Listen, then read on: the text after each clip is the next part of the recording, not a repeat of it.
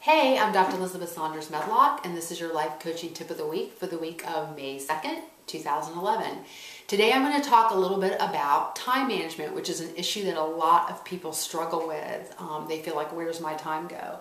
So I want to give you just a few short tips on how to manage your time, and one of the things I think that everyone should do is a time study, and this is what I have a lot of my clients do. What you do is for 1 week, if you can take it, or maybe even for 5 days during the work week, write down in hour increments how you spent your time. So do a daily log of how you spent your time. Do it diligently, write it down hourly, and do it for a whole week. And at the end of that week, I want you to go back and really look at what did I do with my time. And when you look at what you do with your time, I want you to think about what surprised you, what shocked you, what did you learn? So what are you spending more time on than you thought you were? What are you spending less time on than you thought you were? What are the things that you needed to be spending time on that you found you weren't spending time on? And really do an analysis of how you spent your time.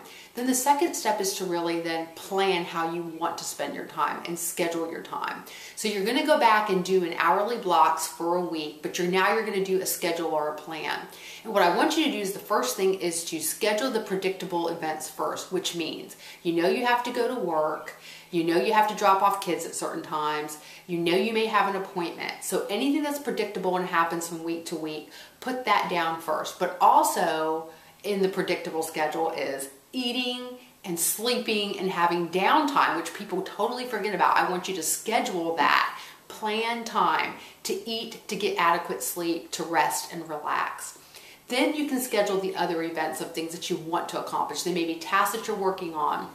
Come up with a timeline, come up with the things that you really want to accomplish, prioritize, and put 1 or 2 or 3 of those. Don't overwhelm yourself in your schedule. And then I want you to also, in your schedule for the week, plan time to do things that you really enjoy. So that might be taking time out with friends, going to lunch, getting a massage, watching a movie that you really like. Put that in your schedule and plan the time for it. What happens is if we don't plan the time, we tend to not do them, and we find ourselves doing all these daily grind activities and saying, what the heck did I do with my week? I didn't have a good time. I wanted to get this accomplished and I didn't.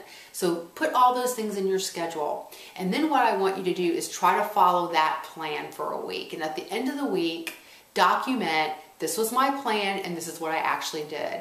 And see how much you stayed on track and how much you veered off course and what kind of things kept you from sticking to how you wanted to spend your time. So I wanted to just give you a few tips today on time management. Try out the whole doing the time study and then planning your time. I think it's a great activity, a great exercise. And really enlightening to see how you're focusing your time and how you really want to be focusing your time. Have a good week, and I will be back next week with your life coaching tip of the week.